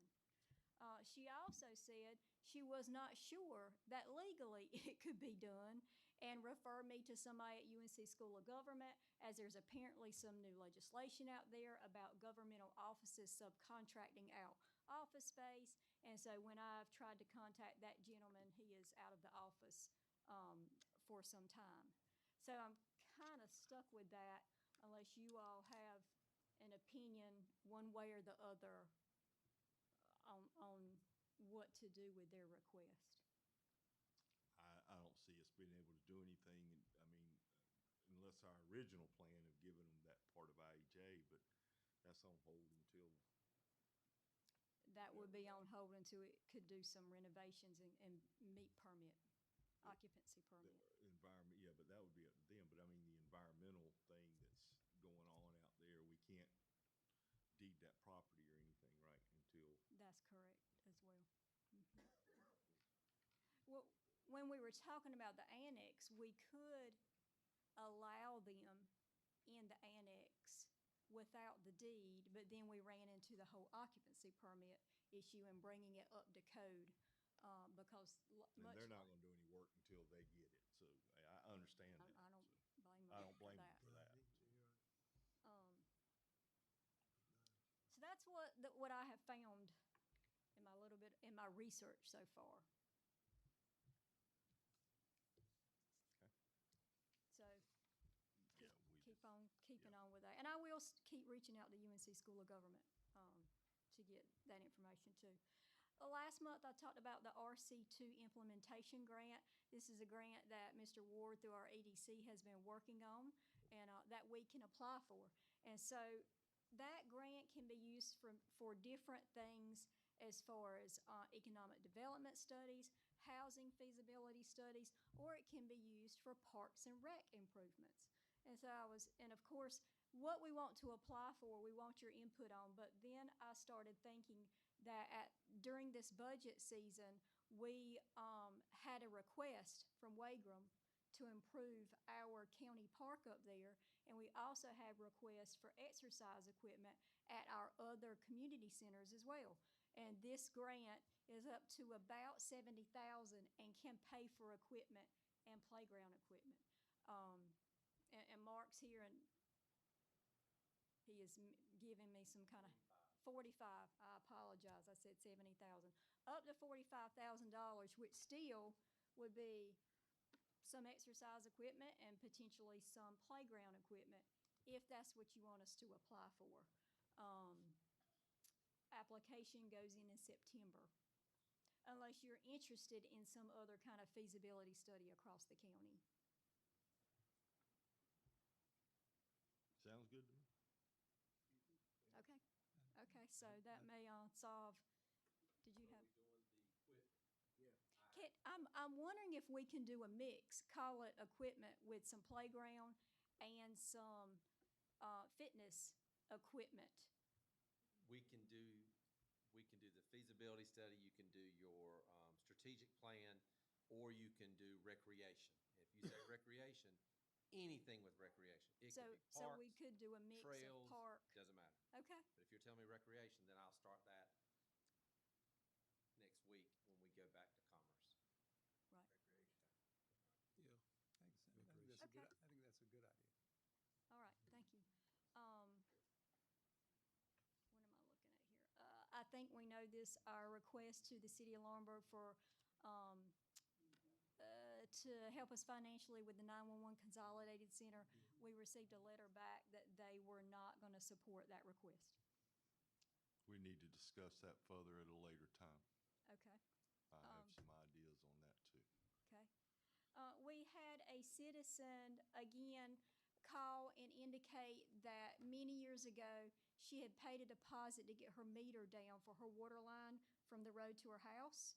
And just like somebody we had a few months ago, no one can find that record, but there's a meter in her yard, so clearly she did. She called me back today and said, I've already run the lines. Inspections has come out. I have my permit. I request we waive that $1,400 fee because apparently she did pay to get that meter down at some point in the past. And if that's something you all want me to just continue and not bring back to you every time, I will consistently treat those situations like that. Yeah, if the meter's there, somebody paid for it. Yeah. So. Right. Okay, as far as other things in the county, department heads, and I also thought on the back. Hold on 1 second. With that water thing, the meter, can you make sure you communicate that with the city? Oh, yes, because if not, they will want to charge her. So, because it is a county meter, and so we can waive it. Right. One thing I would like to get out before our next meeting is a report to the community. And that's basically maybe a one-pager, of what collectively Scotland County has done through our departments in fiscal year '24. So our taxpayers can see what they received in fiscal year '24, not only for their tax money, but what Scotland County has done. I think that gets overlooked. I think we've got departments that have won awards. We've got departments that have just changed things and improved services. And sometimes I just don't think the general public knows the volume of work that goes on by county departments. So I'll probably send you all a snapshot of that before we put it out to the community, but I'd like to have it out before our next meeting because we've rolled into a new fiscal year.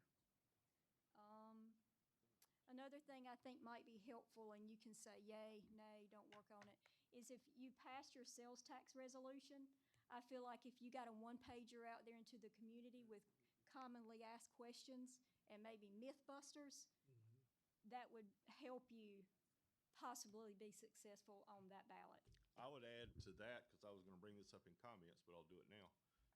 It may be good for us or a combination of us to do a video, a short video explaining it and showing our unified support for it and have it put out on Facebook or whatever. So it's something we need to talk about because we need to do that fairly soon if we're going to do that. So. Okay. And then I'm just working on the city of Laurinburg with some collaborative agreements. That they've got some things that we don't have and maybe vice versa, and we should be working together more often than we do. What is this agreement with the city for the use of Hammond Park? That's updating that agreement. Hammond Park is property of the city. Many, many years ago, the county said we want it, and so now we have it, and it's much like Presbyterian Park, where we are upkeeping Hammond Park, that city property. Did we sign an agreement to do that? We did. Now, we can end that agreement any day because the agreement had no, it's beyond its expiration. And so if that is something we are not interested in maintaining, we can go back to the table. I know. But you know what the thought, you know what the thoughts are. Kids play. At Hammond, I don't think so. I think Legion is their best. If we took up our equipment out there, they might be. Right. Till the ball rolls in the yard, in the road. So, All right, sorry. How much we spend on that park? You don't want to know what we just spent to have a tree removed. That equipment that was put out there was a lot of money. We spend, And a shed. of course, our maintenance does all the upkeep. Any damages to the buildings, we're spending money on that. Any trees that have to come down, we're paying for those vendors. So if you added up all the personnel hours, it might surprise you. Do we need a motion tonight to? She's still working on that with her. She's not to the point, right? What do you? Well, I honestly, I pulled the agreement, I looked the at it, upkeep. and after I done my report, I somebody thought, I'm gonna leave this alone. And we have further discussion. We have a lot of property that we lease. That is not county property, but we are doing the upkeep and maintenance on it. So Exactly. that might be a discussion for, Kind of sounds like a room. I better not say that. I ain't saying that. I know I'm being recorded. So. Somebody make a motion over there? No. He's trying. No motion. He's trying. All right, you got anything else? I do All not. right. I do want to say one thing. Miss Jenna Maley, our library director, has postponed the library grand reopening based on the pending weather or Hurricane Debbie. Probably a good decision. And then we want to thank Mark Ward who bringing in over $1 million Golden Leaf grant to the county as well. So some good things going on in the county. What is that Golden Leaf grant for? It's for another spec building, correct? It is, it's for a building inside our Each Better Park behind FCC. We were actually awarded $1.45 million. We got $50,000 earlier to do some due diligence, similar to like Robert's doing for his. We did that phase 1, and then phase 2 is the construction. So the EDC board will be looking at the budget tomorrow as a bidding out process for us. Thank you. Is that it? That's all of it. Mhm. All right, Commissioner News, we'll start with Commissioner Williams, Commissioner Alford, anything? Just one question. April, we said, it'll be last month that SCAT people, citizens will be able to call a certain number and get picked up. Has that been implemented yet? Yes, sir. The number hasn't changed to 772-416. 16, I still got it. So 277-2416. Anyone can call SCATS. Unless it is an absolute emergency, they should call 2 days in advance to get their appointment, their trip on the schedule. It's interesting, somebody asked me this week, well, why do we have to call 2 weeks in advance? The reason for that, if you can imagine that we are creating schedules that have to be ready for 5 a.m. the day of the trips. And so it takes them a few days to take all those trips and get them on schedules and get them on buses and get them on drivers. So it's quite a complex process to create those schedules to make them efficient. So, yep, yes, sir. People can do that. Thank you. Okay. That's it. Yeah, I'm going to go back to one of our items just because I just feel like we're not quite where we need to be. Going back to the North Turnpike Water Project. If we've got 25 or 26, I don't want anybody to think I'm doing anything to harm this project, because I think if for it to be successful, we need as many people as possible to be willing to sign up for it.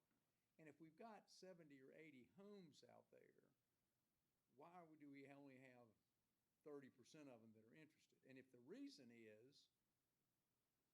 because it's going to cost them $1,500 or $2,000 to run what they've got to run and pay for, and so they're not going to want to spend that $2,000, so we're going to end up spending a whole lot of money to put a water system out there that's going to, I think we almost need to say, if we don't get this many people to sign up, then we're not going to put the water system out there. But if we have to spend $2,000, $2,500 for them to be able to connect to it, I'd rather spend that $2,500 or what, I don't know what the cost is. Somebody else may know that. Whatever the cost to do that, if that means we've got 100 people signing up for the water, I'm gonna feel a whole lot better about spending that $2,000 to connect them than to spend $40,000 a person to run water out there. But somebody that brought a grant to one of those meetings that you can get a grant to get that water For line senior ran? citizens. So why are they not signing up? Are they so satisfied with the water they currently have that they're not going to sign up? The people being people. People being people. If it ain't fixed, if it ain't broke, it ain't gonna fix it. People being people. If you got water until that well run dry, you ain't thinking about it. You know. I contacted Couldn't go home. former Commissioner Golston I gotta get water. and asked her to make some calls just because, that was her project. She's going to start working on that. Yeah. Commissioner Gibson, I do know, and I know this because I pastor people who live in that community. I do know that there are some who are satisfied with their wells. They don't want, but then there are others who are dying to have, so I know that is a dynamic. There are a few up there that are just, I was at a lady's house today who's an 88, and she said for the little bit of time I got left, I'm not worried about changing out, so there are some up there who are in that mindset. And I understand that. Yeah. We're never going to get But I don't 100%. know that that's the majority, but I do know there are some elderly up there who are just satisfied with mine. But you've still got that group that wants it bad. We do get more stubborn the older we get. I don't know about that. I hope to find out. Commissioner Frizell. Okay. You got Yes, sir. anything? Commissioner Gibson. Just want to remind everybody, Ms. Tyson sent us an invitation, but back to school, stay in school for NAACP is Saturday at Scotland High School from 9 to 12. And Is it this Saturday or next Saturday? It is this Saturday. The 10th. From 9 to 12. They're It starts at 9? 9 to 12. Not 8, okay. Tomorrow, there's a Zoom call at 10 a.m. from the North Carolina Association of County Commissioners about Tropical Storm Derby preparation. I'm not sure if y'all got that email, but just wanted to bring that up. Saw it late today. And I was going to mention the sales tax thing as well, just asking what you just shared, that I was kind of put on the spot. I met with a group of ladies, and they started asking questions. And I don't think I was equipped to answer all of the questions. I'll say publicly, thank you, former Commissioner Carol McCall. She jumped in, and her influence, I think, made a big difference in that room. But I think we've got to start talking about it more, so I think that sheet would be appropriate. Kind of going along with the NAACP event, the Sheriff's Department is at Walmart all week collecting supplies to feed that event Saturday. So go to Walmart and put some stuff in the buggy. Commissioner McFadden? Nothing. Anything? Two quick things, because we covered some of the stuff I was going to talk about. Next month's meeting, reminder that we'll be on the Tuesday after Labor Day, not on Labor Day. So I think it's the 3rd. The 3rd. Number one, and a little bit on the storm, because I've been asked a couple of times about a state of emergency for the county, and I'm kind of leaning on Robert for what might be needed, and I think we're going to talk again in the morning. So, what I can tell you is this afternoon the governor did declare a state of emergency ahead of the storm. I got that email and I shared it with the county manager. So we will be looking at moving forward with the declaration to go ahead and get that in place. It's always best to have it in place on the front end. That way we're not scrounging to try to do this right in the middle of the event. I have been on weather briefings all weekend, and will continue to be on weather briefings all week. What I can tell you up to this point is, and I have been sending out those weather briefings to our stakeholders in the county. This looks like it's going to be more of a rain event than it is a wind event. But what I know at this point is the storm is forecasted to stall either over South Carolina, Georgia, or potentially off the coast of South Carolina. That it will stall, slow down, and it's just going to dump a lot of rain over, a 3-4 day period. It looks like the greatest impact for us will be on Thursday, Friday time frame, Thursday evening, Friday into Saturday time frame. The last briefing I was a part of, they moved us into the 8 to 12 inch rainfall amount. Again, that's over a period of time versus over 24 hours. If you remember, that's what got us in Florence. But tomorrow I will start meetings with North Carolina Emergency Management. Those meetings will start tomorrow. So just be reassured that, I'm on it. I'm on top of it. I'm sharing information as I get it.